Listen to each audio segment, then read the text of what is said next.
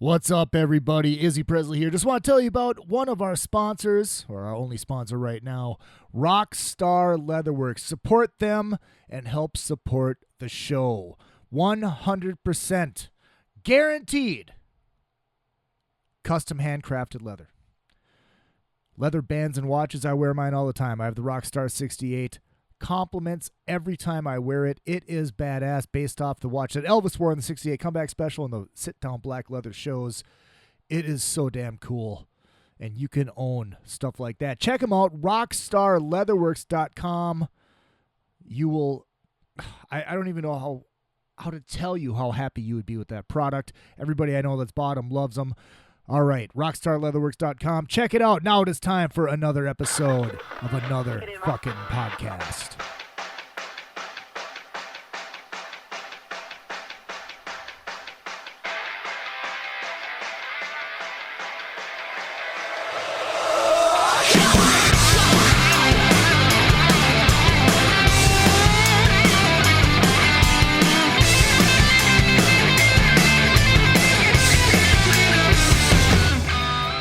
What's up, everybody? Izzy Presley here. Another fucking podcast is on the air, coming to you via Memorex from the lovely and beautiful Hollywood, California. 82 degrees today. I was giddy, I was happy, but I was stuck in a fucking office in air conditioning.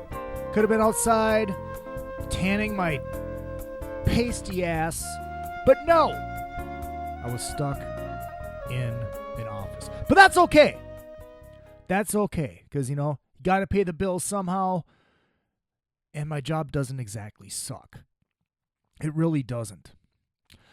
Ben's going to be joining me in a little bit. Ben Regan, who's here nearly every week. Has been on every show but one so far. But until he gets here, I've got a rant. Something that's been boiling in my head for a very long time now. It is about mediocrity in media. It is about hacks, talentless motherfuckers on TV, on radio, in print. I know, ironic. I used to be one of them in the minds of some people. But I had to get out. I had to get out here. And it wasn't the fact that I was on radio that annoyed me. I enjoyed doing radio, and I was very lucky with where I worked.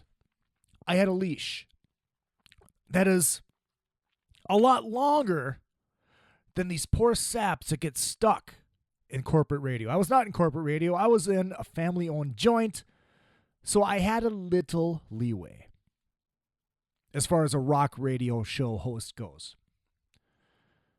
Luckily enough, my Under the Covers show, that was all me. I programmed that show. I did that show every week, and it was my baby. And I want to turn that into another show. I want to get that syndicated, and I'm working on that right now. But that's not what this is about. This is about talent in media. You see it. Watch your sports. Watch Fox Sports, for instance. I'm not even going to bring up ESPN because fuck them. They ignore one of the top 4 sports in the country unless they want to badger it. So, I'm not even going to include ESPN in this. What's that? They want to give me a job? All right, let's talk. Let's talk money. I am talking about reporters, on-air people, scribes that are fucking talentless. You get these people that, you look good on camera. Here's a job. Here's what you can ask. How did you hit that ball? And I've heard that question asked before. Post-game. Game-winning hit. Boy, that was a great hit. How did you do it? Boy, there's intriguing fucking questions right there. I busted my ass for roughly 8 years working for RX Magazine. Ended up as the sports director and the music director, controlling nearly everything that went in those publications as far as sports and music goes, and maybe a little bit more. I went out there myself, covering those fucking games, learning on the job, not getting paid a fucking dime to do it. Was I good when I started? God, no. Did it take me a while to get decent? Yeah, it did. But I was learning on the job. I wasn't handed this position. Oh, you're good looking. We're going to put you on camera. I'm going to feed you these questions that a fucking monkey could ask. Did I ask some of those questions? Yeah. I was starting out. I wasn't getting paid for it, though. I was there because I had a passion to do what I wanted to do as I was doing it. I had a passion for baseball. I had a passion for hockey. I had somewhat of a passion for basketball, but I did it because I was learning. Did I suck when I started? You're goddamn right I did. But I busted my ass and I learned from each and one of those pros in there. Mike Russo, Star Tribune hockey writer. One of the best, if not the best in the business when it comes to covering hockey or any fucking sport there is. I learned so much from him, not even by asking him, just by watching him and reading his stuff. And said, God, this guy's good. I should learn from this guy. I'm going to shadow him. He doesn't know I'm shadowing him. And I told him that. I think I might have. If I didn't, I just did. Hopefully he listens to the show. Charlie Walters. Hell! Oh, I can't say Sid. Because fucking Sid. I'm not even going to get started on Sid. There's so many great scribes. And I'm not singling out the pretty girls that get on there because they're hot. Because that does happen. Hence ESPN. Look at them. Look at their sideline reporters. I'm not saying there's not talented females reporting sports, reporting anything out there, because they are. I know a lot of them. I worked with a lot of them. I worked side by side with a lot of them, and they were my peers and they were my friends. But it's fucking getting ridiculous. You got a guy like me, like I said, busting my ass to become good. I was decent when I stopped doing it. I miss it. I really do. I miss the interaction. I miss being around the other writers. And I want to get back into it. I would love to get back into it. But can I? I don't know. Because I don't have a degree in it. Hey, maybe that's my problem. I don't have a degree with it. I was told by somebody, you don't even have to go back to school. You're here.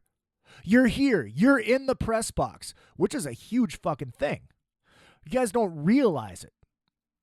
Just the privilege of being part of the working media up in that press box is huge. What I learned over those years, there was one year, pardon me, belching up a little Coors Light there. One year, I think I covered 80 out of the 81 Twins home games. Last season in the Metrodome. Got to cover the play-in game against Detroit. That was right before I left for Florida the first time, when I got Munson and had to come back home. I was there. I did it. I saw the people who had talent, and I saw the people who didn't.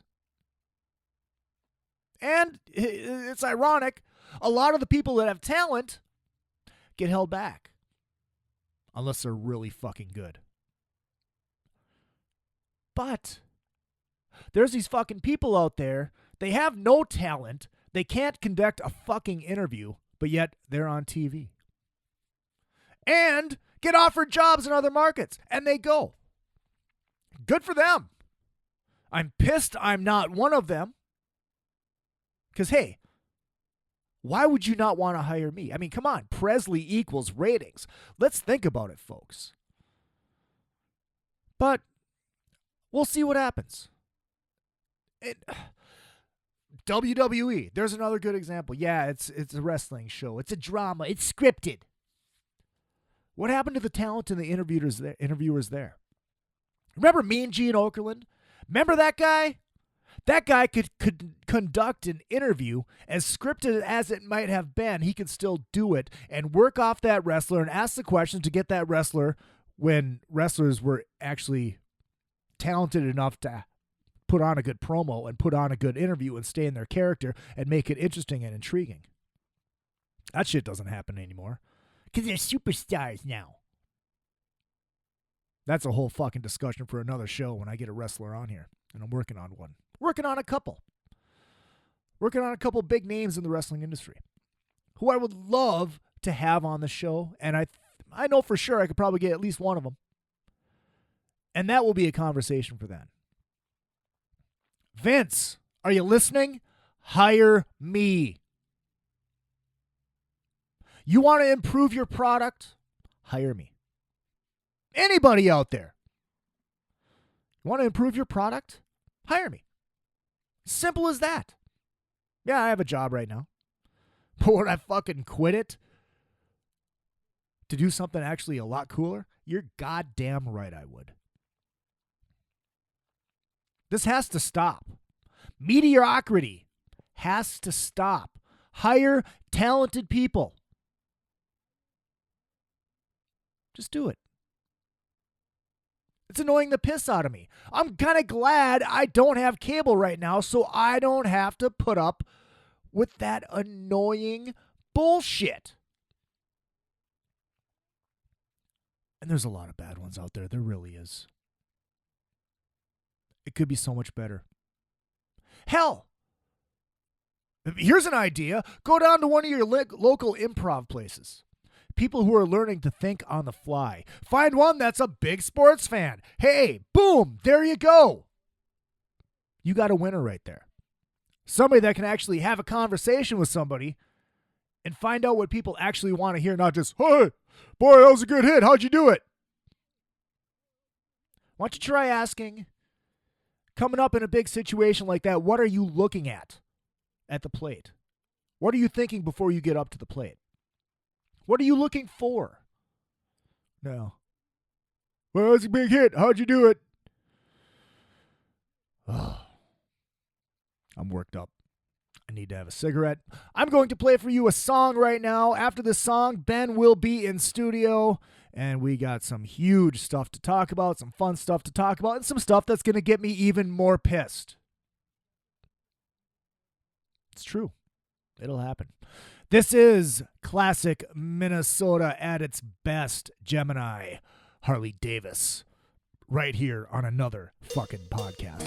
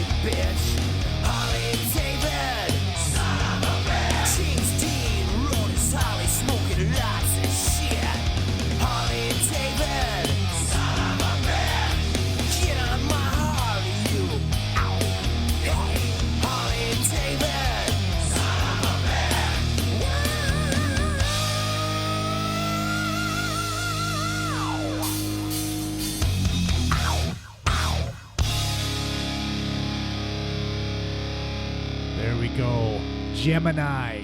Minneapolis classic right there. Harley Davis. It was a bonus track on their record, Spiritual Dimension of Music.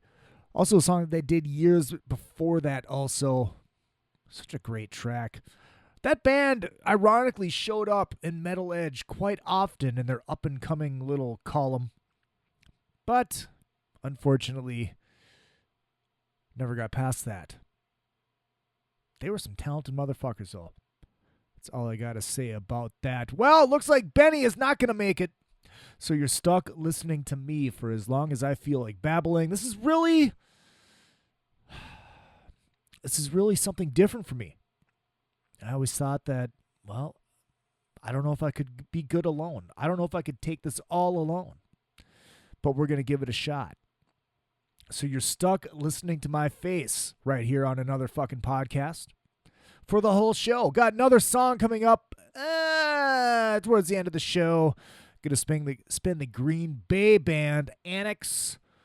Their song Brought It On Yourself. But that's coming up much, much later. Before I dive into the big news that came out today, I must tell you, you must follow me.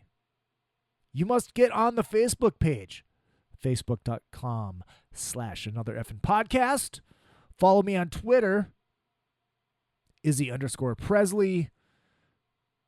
And of course, you got to make sure to check out the website, izzypresleyproductions.com. If you are in an unsigned band and you want to get your songs played on this show, email me, izzy@izzypresleyproductions.com, and we'll chat. If you send it and I like it, there's a good chance it might get on the show. So that's what I got to say about that. And once you go on that Facebook page, facebook.com/anothereffing podcast, and you click that little like button, make sure you click it again, hover above it, and click show and newsfeed, because I don't know if you know this, but I'm sure most of you do, especially those of you that do have a page, like a business page or a band page or whatever it might be. If you don't do that, there's a good chance that even if you have 1,000 followers, you can post something and maybe it'll show up in 35 news feeds. Boy, good job. See, Facebook wants you to pay for that shit. So, that's why I have to annoy everybody and repost everything on my personal page. Feel free to add me. I'm a friend hoarder. Izzy Presley. Not hard to find. So, you'll not only see, possibly, the posts on the Facebook page for another fucking podcast, but there's a good chance if you see that, then you're going to see me reposting it just because I want to get more followers. What can I say?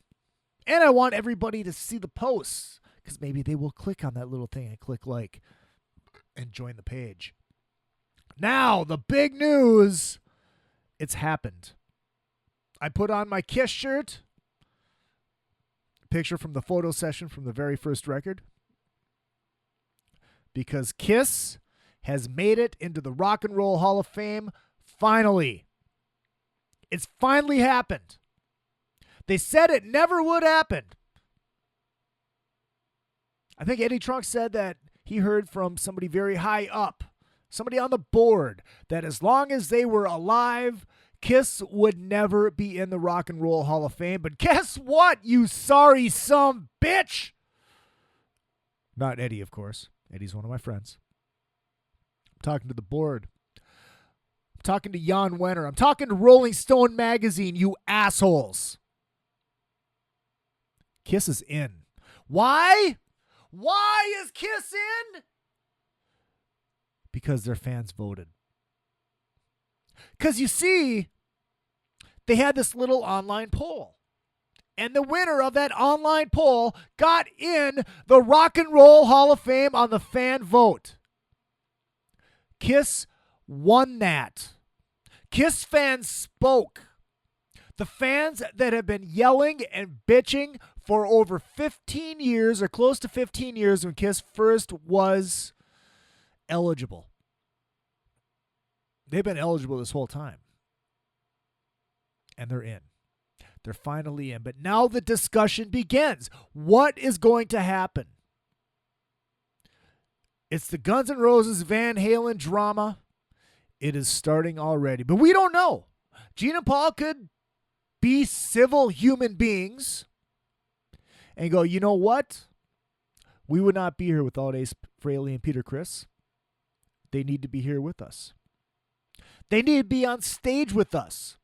Ace and Peter proved they can do it. They can get up and jam a couple songs. They proved it at Eddie's 30th anniversary party just back in October. Ace and Peter got up for the first time since the farewell tour together. Jammed a few songs. They can do it. Peter's not in shape to go out on any tour, but he can get up for one or two songs, and play with the band. The four people, Paul Stanley, Gene Simmons, Ace Frehley, Peter Criss, that created Kiss, that created the band that we know and we love, and get up and play a couple songs. Will Gene and Paul do it? I don't know. You think they would. You think. But all the bullshit you hear in the press and all the bullshit you hear coming out of Gene Simmons' mouth, and even Paul Stanley's now, I don't know. Will they even be allowed to be there? I don't know. Will it be Tommy Thayer and Eric Singer up there in Ace and Peter's makeup? I don't know. Will Bruce Kulick be there? He should. Bruce Kulick deserves to be there. He was a major part of that band for a very long time. He was the lead guitar player for Kiss longer than Ace was before the reunion tour. Does he deserve to be there? You're damn right he does. Does Eric Carr deserve to be in there? You're damn right he does. Will it happen? Of course they'll let Eric in. And I'm pretty sure they'll let Bruce in. Both very important pieces of that band in the 80s. Rolling Without Makeup. An era that I love. A lot of old school hardcore Kiss fans, I only like him with the makeup. Yeah, but they don't like him now. And they're wearing the makeup. Let's go to the Facebook page. I put this up on my wall. And let's go through the comments right here. Tim, I really think the Rock and Roll Hall of Fame. Let me rephrase that. I really think that the Hall of Fame rock world over there has lost total perspective on music. I also sometimes feel that it is done on a personal preference more than choosing the deserving ones. I mean, come on, they were just talking about Rush last year, and I really feel they have lost their foresight into the music industry. I couldn't agree more. Brian, well, at least I got one right. Rachel, I'm happy that Kiss made it in, but Nirvana getting in over Deep Purple or Yes is just dumb. All right, Nirvana. Nirvana was getting in regardless. Not only because of the effect that they had on music when they came out. That's undeniable. Love them or hate them. Love them or hate the stupid shoegazing, smelly flannel-wearing, crappy guitar-playing band that they were. Yeah, I said it. I have a couple songs I don't mind. I'm not going to lie. I think Dave Grohl was definitely the talent in that band. But they were getting in. They were poster boys for Rolling Stone. Jan Winter and Rolling Stone are major players in the Rock and Roll Hall of Fame. They were getting in. They finished second on the voting, by the way, the online poll, where that Winter got in to the Rock and Roll Hall of Fame. Tori, the big question. Will Gene and Paul have any class? I think I just talked about that. We'll find out. We will find out. Lately, they haven't. Paul coming out and saying, me and Ace we really weren't friends. Which I think is a big line of horse shit. You can't be in a band with somebody that long and not be friends. Well, I take that back, because from what I hear, Gene and Paul aren't even friends. It's all about the Benjamins. It really is. Andy comments, do I think Nirvana should be inducted? Yes. Over Deep Purple? No, I agree. Deep Purple should be on the Mount Rushmore of heavy metal. Deep Purple is one of the most influential bands ever when it comes to hard rock and heavy metal music. They're not in the Hall of Fame. That's what I think. But it's what I know. Because when it comes to music, I fucking know what I'm talking about. I don't know a lot of shit. I don't know a lot of stuff. But the bottom line is, I know music, and I know rock and roll music. Let's go down the list. Oh, wait. Not quite yet. Because I do have some comments on the Facebook page from Ryan from Minneapolis. Oh, let's get down to those. Prediction right now. Will Gene and Paul perform with Ace and Peter one last time for this? If they don't, it's going to be an absolute tragedy. I still say no. Because it doesn't make Gene any money. Second prediction, will the Paul Gene camp or the Ace Peter camp or will it be that Paul Gene camp or the Ace Peter camp that refuse to perform with the other? Well, I think Ace and Peter, we just talked about it. They buried that. They were kind of fighting. They buried the hatchet. They sat in a room for a couple hours waiting to go on stage, surprising everybody. And went up and played a couple songs together, and both of them said it was like no time went by. And this is the thing. Everybody in that band has always said it's a family. Brothers fight, but it's a family. So, if that is true, if that is absolutely true, it's not going to be Ace and Peter. It's not going to be Ace and Peter making that decision. It's going to be Gene and Paul, because Gene and Paul own everything. In fact, I think Gene owns everything. Well, Paul does too.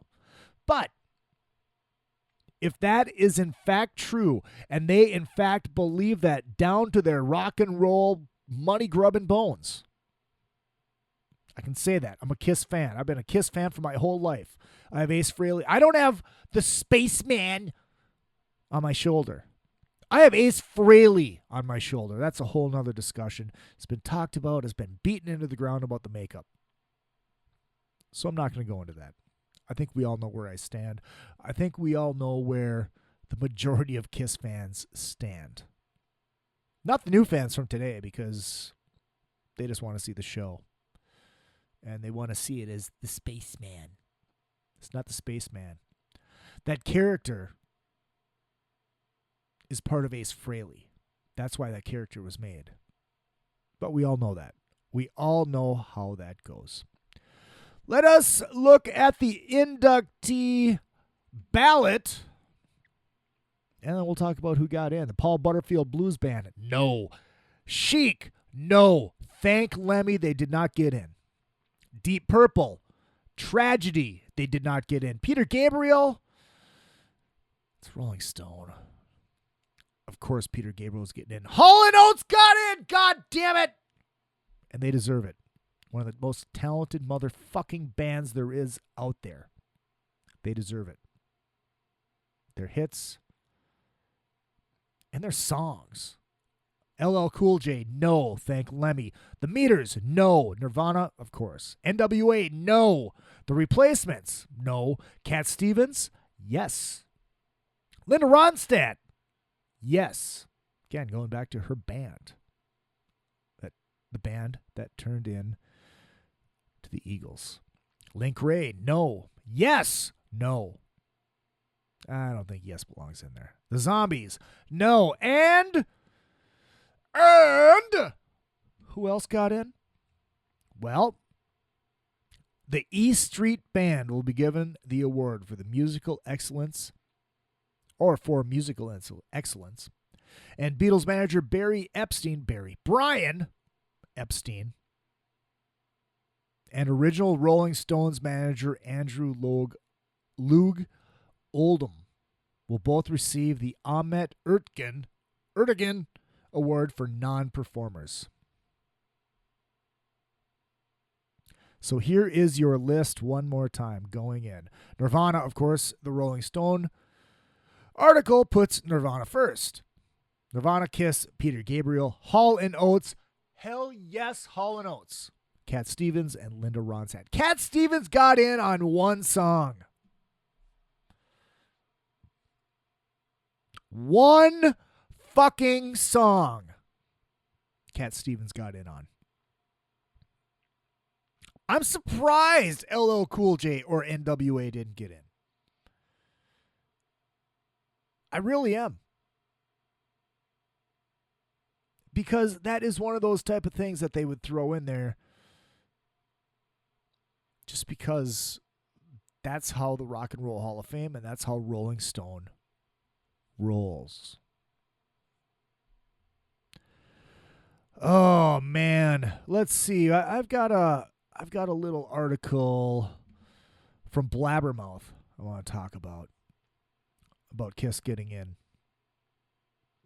During an interview with the Huffington Post, Paul Stanley took time to salute the band's fans while taking a swipe at chairman of the Rock and Roll Hall of Fame Foundation, Jan Winter, editor of Rolling Stone magazine. When asked if he ever sees a day when Kiss be inducted in the Hall of Fame, well, it depends on who lives longer, us or Jan Winter, Stanley said. Look at the Rock and Roll Hall of Fame marketing. Or look, the Rock and Roll Hall of Fame is marketing. You got a bunch of faceless people in a back room who trademark a name that sounds very official. Well, if you had thought of it first, you would have been in the Rock and Roll Hall of Fame. I am one of the biggest Laura Nyro fans. Still listen to that stuff incessantly. Laura Nyro does not belong in the Rock and Roll Hall of Fame. Songwriter Hall of Fame, absolutely. Paul, I agree. I absolutely agree. Gene Simmons opening his mouth. Has that ever happened? No, Gene never opens his mouth. It's become a joke. We've been thinking about it, and the answer is simply we'll just buy it. We'll just buy it and fire everybody. Oh, Gene. Obviously, he was joking because he goes, in all seriousness, for the fans, for something to be called the Rock and Roll Hall of Fame is such an insult to Madonna, Blondie, who the fuck knows what other disco acts are in there. It's an insult to them because they don't get to be in the dance, a.k.a. Hall of Fame, because that's what they do. They're legitimate dance disco artists. They don't belong in the rock.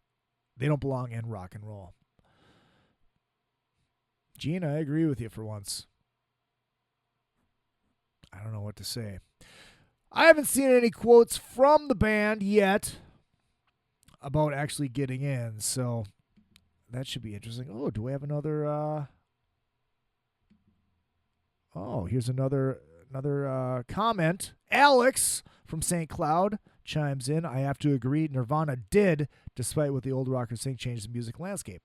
I'm not disagreeing with that for a generation. And did Kiss and Deep Purple, Peter Gabriel, and a few others. I think Linda Ronstadt is a pity in type of vote personally. I don't see any influential music coming from her. Also, Kiss was on the cover of Rolling Stone once. They were? Okay, I got to Google that right now. Oh, by the way, Kiss got in with 17.22% of the vote. Nirvana was second with 15.69% of the vote. Let us see this. Kiss Rolling Stone cover. Oh, that's right. They were on the cover of Rolling Stone, but of course, it's the current version of the band. Tommy Thayer and Eric Singer and Ace Frehley and Peter Criss's makeup. They weren't in there when it mattered. They were in Playboy when it mattered. Oh, wait a minute. Whoa. What's this? Is this fake? Oh, I don't know what's real and what's fake on the internet anymore. But I see multiple versions of this cover. Same one with the current version of the band on it. So I'm assuming that is the one that Kiss is on. Still, too little, too late. Where else do we go here? Let's see. Nirvana twice. Nobody mentions the Red Hot Chili Peppers being there 7 times. U2 Fuck the Red Hot Chili Peppers. Sorry, Alex. Fuck the Red Hot Chili Peppers. Just saying. Okay. Just saying. Here's my take on just saying. You sound like a 12-year-old girl when you say just saying. Just saying. Sorry, Alex. I love you, brother. Nirvana was about as much as a poster child for Rolling Stone as Kiss in that respect. No. I'm not talking about covers. I'm talking about what Rolling Stone magazine stands for. Rolling Stone never got Kiss. They never got a lot of great rock and roll bands. They never understood it.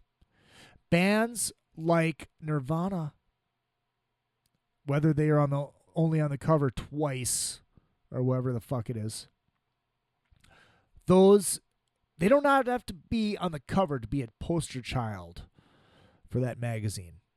That is exactly what that magazine is all about. It's not about shit that's good. It's about what Rolling Stone thinks is good. And yes, that was a direct shot at Nirvana. I'm not arguing with what the influence that they had on music. Not arguing at all. They were going to get in regardless. I don't know. What can you say? Let us move on. Jake E. Lee and the Red Dragon Cartel made their return. Well, Jake made his return. This is a brand new band. Hold on. Must enjoy a barley-based water in the form of Coors Light because they don't have the Golden Light here. Jake E. Lee returns to the whiskey. I was not there, unfortunately. Jake hadn't played in, how long? Can't remember. It's like 20 years since Jake has been on stage. And the reviews of that show, not good. The singer was terrible. But I heard in South Dakota the night after, or not the night after, but the next show in South Dakota, they played South Dakota? Really? Really? I heard it was great. So maybe it was just a bad drunken night for the singer. To me, it sounded like a bad bar band with Jake E. Lee on lead guitar. Especially that singer. And trust me, I've seen a lot of bad bar bands. I have. It's true. No, I'm not going to name names. Back to that whole conversation that I had on the podcast with Oz and Weber. You can also find on the Aaron in the Afternoon show page. Go to that aaronintheafternoon.com. You can download it right there. You can download this show and mixing it up with Oz and Weber. In the Aaron in the Afternoon podcast network, aaronintheafternoon.com. And of course, you can hear this on YouTube, on my YouTube channel. Look up Izzy Presley and click follow. Then you will make sure to get every show as it comes out. Also, it is on the front page of my website, izzypresleyproductions.com. So, Jake E. Lee, back to that. I really wanted to go. I wasn't able to get there, but I will see them on the Monsters of Rock cruise. I am excited for that. I'm excited for the Winery Dogs. So that band kicks ass. All right. Jakey Lee. Done. I'm going to take a break.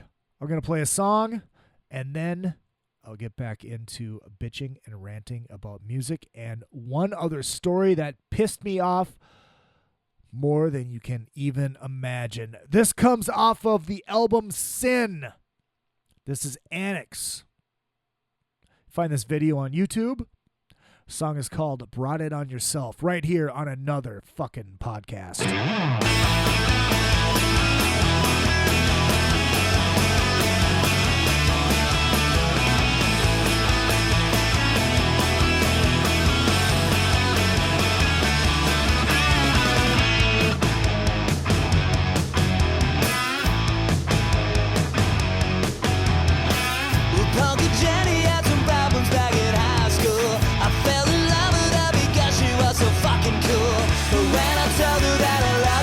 Goodbye. Kicked my ass, but that was then, and now she's mine. Can't wait to tell her she can fuck off, and she brought it on herself. She brought it on herself.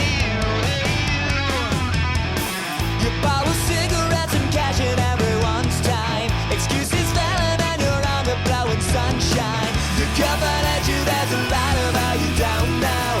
A middle finger up your ass is all you need now. And everybody thinks you're worthless, and you brought it on yourself. You brought it on yourself, yeah. You brought it on yourself. You brought it on yourself, yeah. You brought it on yourself. Can't keep you hanging around, you're much too lazy. I love you, baby, but you're driving me crazy.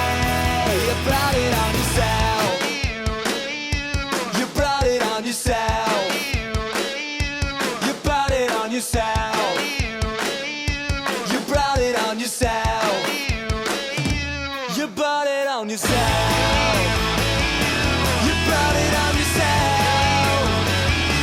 You brought it on yourself. You brought it on yourself. Yeah, you brought it on yourself. You brought it on yourself. Yeah, you brought it on yourself. You brought it on yourself. Yeah, you brought it on yourself.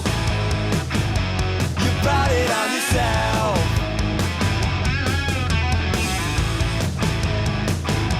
You brought it on yourself. All right. That was Annex with You Brought It On Yourself. This is another effing podcast, or since we are in podcast world, I am unedited, another fucking podcast. Uh-oh. I got another response on this from Andy and Hudson. There was swearing in this, so this might be good. Now the real story. Hall and motherfucking Oates. Yeah, that's right, Hall and fucking Oates. I must reply to this right now. Right. Hall and motherfucking Oates.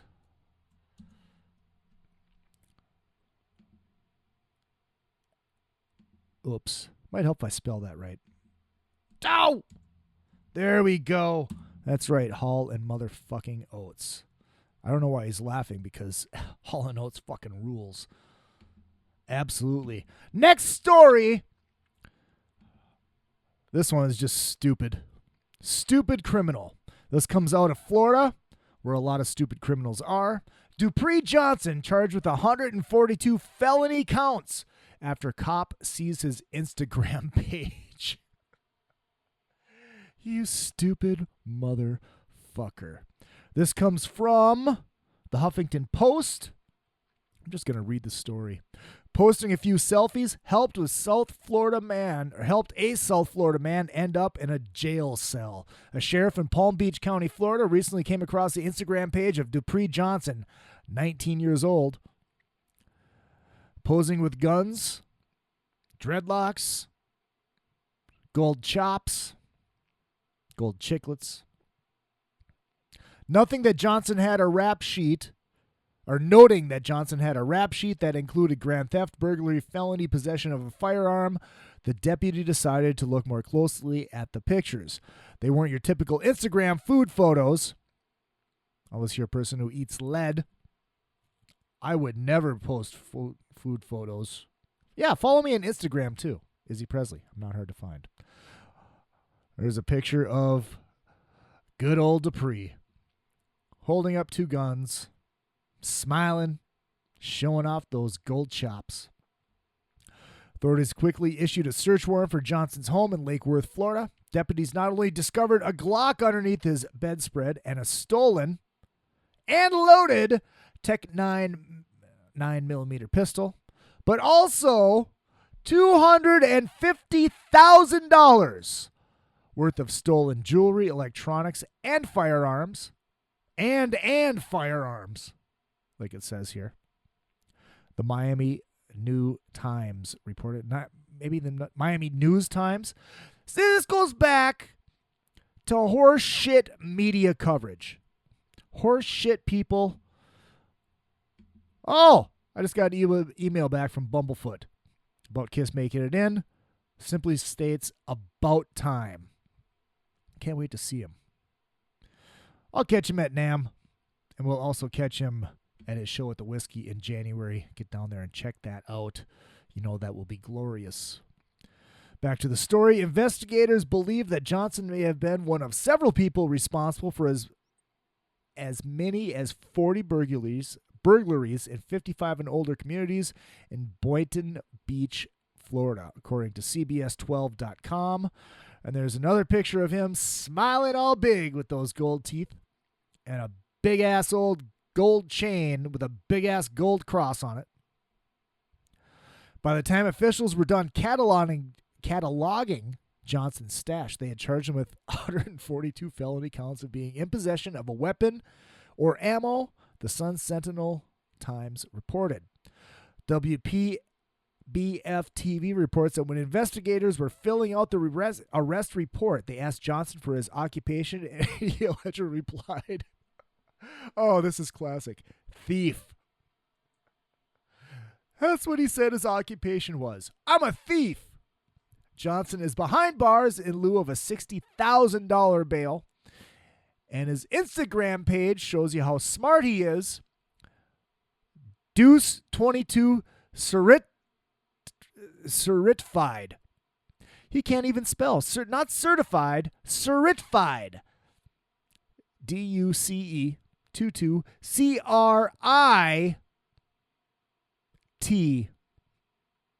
CRITFIED. Funny, that Instagram page is no longer working. Not to steal a bit from the almighty Adam Carolla and his show, which is the most popular podcast in the world, a man that I listen to every day and study because I want to make this show better. In the words of Adam Carolla's show, definitely not a Jew. Tip of the hat to Mr. Carolla and his show right there. Dupree Johnson is definitely not a Jew. All I can do is laugh about this. How can you be so stupid? And this happens all the time now. People do stupid shit that's illegal, and they take pictures of it and put it on Facebook, Instagram, and Twitter, and they get busted. You hear stories about this all the time. People, if you're going to be so dumb, you deserve to be arrested. Deserve it. You deserve to be in jail if you are going to be that stupid. Look, I just stole this car. I'm going to put a picture of myself and it on Facebook. Oh, look, I just robbed this bank. I'm going to take video. I'm going to do a Vine video of me doing it. Hasn't happened yet, but I'm sure it will. Because that's how stupid these people are. I don't claim to be the brightest bulb in the world. In fact, one of my favorite lines that I came up with, I may be dumb, but I'm not stupid. These people are stupid. Honestly. I'll bitch about other shit that I came up with that I'm not getting the correct credit for on a later date. Like the whole Hoth thing. 2011. Fuck it. I'll bitch about it now. 2011. January 2011. You can find it in my pictures on Facebook. I posted a picture of Luke on a tauntaun. Or was it Han on a tauntaun? One of the two. It basically said mode of transport in during the long Minnesota cold winters. Paraphrasing. Even though it's mine, so I should know what I said. 2011 now. Oh, not to mention that on my time on Rockin' 101, when it was winter, I bitched about the cold constantly, which I did. And I'm sure listeners are happy that I'm not on there bitching about cold and winter. Because I did have people whining about that. Whining about me whining, not understanding that it's a bit, it's a joke, laugh, haha. You know, it's radio. Got to try to be entertaining. Now, people are running with my Hoth bit. Used to make jokes about hope my tauntaun starts tomorrow. People are running with it. I just want the proper credit, damn it! Shit was brilliant. And it's taken off. And I'm proud to see it. I really am. Just a high five would suffice. Thank you, Izzy. That was brilliant. We're going to run with this. I like the credit. What can I say? Kind of a glory whore. Kind of a glory hound. Now a story that, this story. Uh-oh, Alex chime back in. Oh, fuck those dirty hippies. Oh, fuck you. Thou shalt not rip on the almighty Hall & Oates, god damn it. Don't you have any self-control? Come on, Alex, you know music. You know good music. And you're going to rip on Hall & Oates and call them dirty hippies? Hell no! Not on my show! Well, you're not on my show. You just commented on it and gave me a reason to bitch at you about it. I hope you listen. I can't wait to hear what you have to say. And I'm sure next time I see you when I'm back in Minnesota, I'll get a high five. Now this story that just pissed me off beyond all belief. Headline, Rink Rumble. Back to shitty media. Rink Rumble. City of Savage puts family's pond hockey spot on ice. Ooh, clever. Clever headline. Savage, Minnesota. This comes from KMSP TV. Different sort of hockey face-off is underway in Savage. Fucking cheesy shit. But the Rink Rumble isn't taking place at center of the ice. Oh, no! It's taking place at City Hall. I'm not even going to read it. I'm just going to tell you what happened. His family, father and son, have been building a rink in the marsh behind their home in Savage for 10 years. Out of their own pockets. Place for the kids and the neighbor kids to come over and skate and get outside and play hockey and be kids. Well, guess what? A neighbor had enough. And if you saw a picture of this gal, what is her name? Lori Shippey. She just looks like a whiny bitch. What did she have to say? Oh, let us talk about what she had to say. Duck, geese, turkeys, fox, wildlife like crazy, Shippey recalled. We haven't seen much in the winters here now. She's been living there for 10 years. She moved in 10 years ago, and this has only been going on for 10 years. They moved back to the wetland a decade ago when they started doing this. Now, this is 10 years in, and now they're bitching about it. They go and complain to City Hall. Now, City Hall basically said, because somebody whined about it. Somebody had to take somebody's fun away. That it's city land, so they have to take it down. It was fine for 10 years until somebody made a fuss. And their reason? Being that it's city land, and this is kind of what she sounds like, being that it's city land, I'm concerned about somebody getting hurt out there. If they do, it's my tax dollars paying for it, and I don't care for that idea.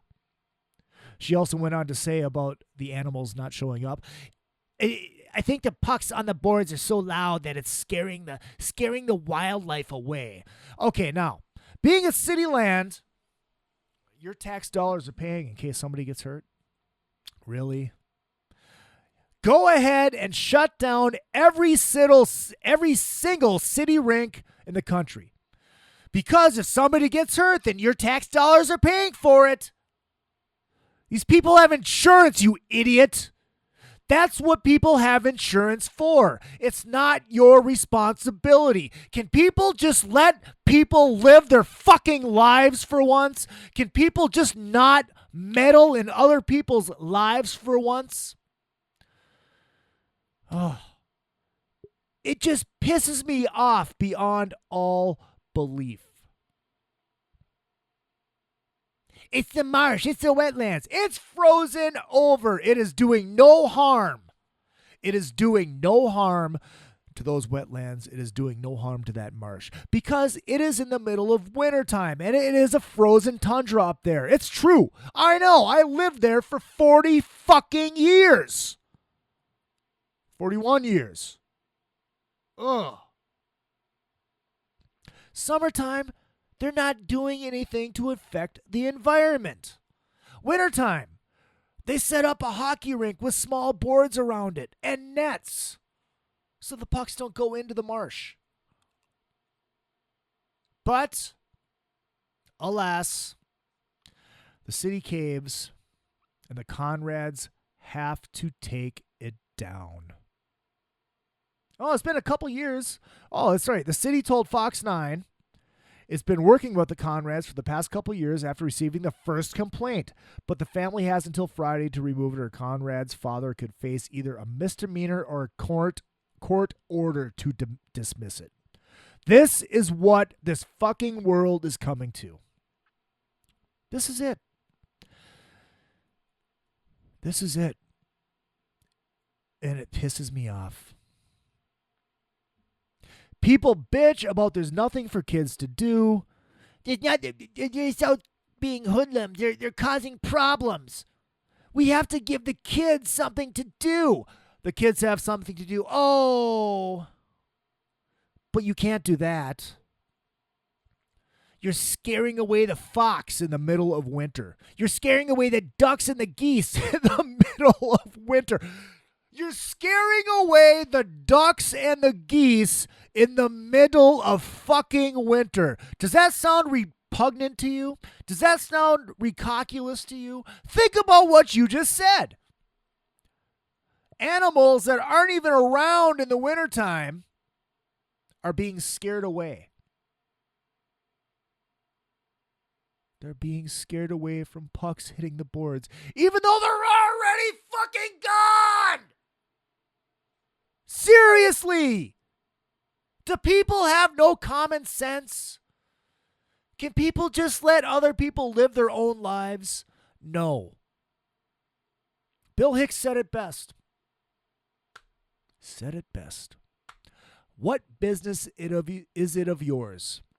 What I do, read, or put into my body inside of my home, as long as it does not harm another living soul. None.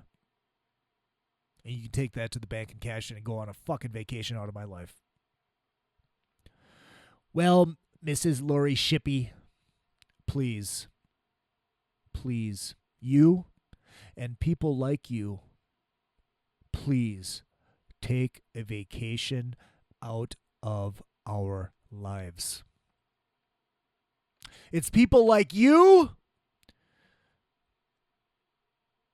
that cause stupid shit like forcing kids to wear pads all over their body when they're riding on a bike with training wheels because they might fall down and go boom. Now, I don't know about you, but me, when I was a kid, of course, it was a different world, different era. A kid in the 70s and 80s. Never wore a helmet, never wore pads, went over jumps. Very dangerous jumps sometimes on my bikes. If I did something stupid and I fell down and got hurt, guess what? I learned a lesson not to do that again. Interesting concept. Whatever happened to letting kids be kids? Whatever happened to kids learning by dumb shit happening to them? That's part of being a kid. It's people like you, Lori Shippey, that are causing the pussification of this country. It's people like you that are causing this next generation of kids to be coddled, to wear a helmet. Not on their bike. Oh, no, not on their bike. Well, of course, on their bike. But you better wear a helmet when you're walking from your bedroom to the bathroom because we don't want you to fall over and get a concussion. It's people like you, Lori Shippey, that are causing this bullshit, that are causing this country to go down the drain very, very fastly. Kids aren't allowed to learn by common sense anymore. No, because their parents have to stop anything before it happens. And people like Lori Shippey have to stop that before it happens. Kids can't figure out what's stupid and what's not anymore because they don't want them to get hurt. Well, I said it. I said it before and I'll say it again. When you get hurt doing something, you learn a lesson about it. Oh, well, we don't want our kids getting hurt and learning lessons like that. We can just tell them not to do it. No, it doesn't fucking work like that. Goes back to this whole bullying thing, too. I got bullied a lot when I was a kid. What do I think about this anti-bullying bullshit that's going on? I think it's bullshit. I'll tell you why. I'm not for kids bullying other kids. Don't get me wrong. Don't take that the wrong way. I'm for kids standing up to the bullies. Standing up and clinching their hand into the fist and punching them in the fucking mouths. They may get their ass kicked, which might be a good thing. Again, they learn a lesson from getting their ass kicked. But you know what happens also at the same time? That bully doesn't bully that kid anymore. You know why? Because the kid stood up to the bully. That's one of my biggest regrets. I never did. I was a little ginger kid. Made fun of every single day in grade school. Through junior high. I never stood up. I took it. I cried and went home. Would it have changed if I would have stood up to one of the bullies? Because trust me, there was more than one. It was like a whole group effort. Maybe. But I never gave myself the chance to find out. I was a pussy. I've never been in a fight in my life. I wish I would have. I wish I would have stood up. Maybe shit would have been different for me. Who knows? Maybe I'd be in a different place right now. Who knows? I'm not saying I'm not happy where I am. It took me a lot to get here where I am. I couldn't be here. Right here in Hollywood right now doing what I do if it wasn't for this whole life that brought me here. So, I could rant about this for a while. How long are we in? Holy shit, we're over an hour. We're over an hour of me babbling, and I did it on my own. Holy shit, believe it or not, I did that on my own. Uh-oh. Do I address this? I just got a message from Nate in Minneapolis, one of my KISS buddies. That comment by the dude talking about being on the cover of Rolling Stone is idiotic. Means nothing to me. Why didn't you put that in the post? That's good conversation. All right, folks, I'm going to wrap it up. I've been babbling way too long, and I got more shit to get to next week. If Ben's here, if not, that's fine. Got a really cool show that I'm working on for the beginning of beginning of January. In honor of Elvis's birthday, I'm working on a really cool guest. I'm not going to spill the beans on who it is, but we may clown around a little bit, and it will be very Elvis influenced because his birthday is coming up on January 8th. Working on some other cool shit too. I got a wrestler I'm trying to get on. I got 2 wrestlers I'm trying to get on. One of them is one of the biggest superstars in the history of the professional wrestling industry. The other one's just badass and a big star in his own right. The second one is the one I think I have a better chance of getting. But I'm not going to spill the beans. I'm not going to jinx myself, so it be. I'm going to get the fuck out of here. I'm going to make like a tree and get out of here. Follow us on the Facebook page, Another Effin' Podcast. Follow me on Twitter, Izzy_Presley. If you want to donate to the show, if you want to help keep this show rolling, because it's not free to put this on. I got to pay for my program every month. PayPal me, TELWELL72@gmail.com. You can PayPal that. Help keep the show afloat. Help keep this rolling. Not that it's going to go away, but you can help. You don't have to. You just want to keep listening and grow these numbers. Share the show with a friend. Share it with a lot of friends. I'd appreciate that. I will see you next week. In the words of one of my musical heroes, thanks for having us. And I do love you all. This has been another fucking podcast. See you next week, folks. I do love you all.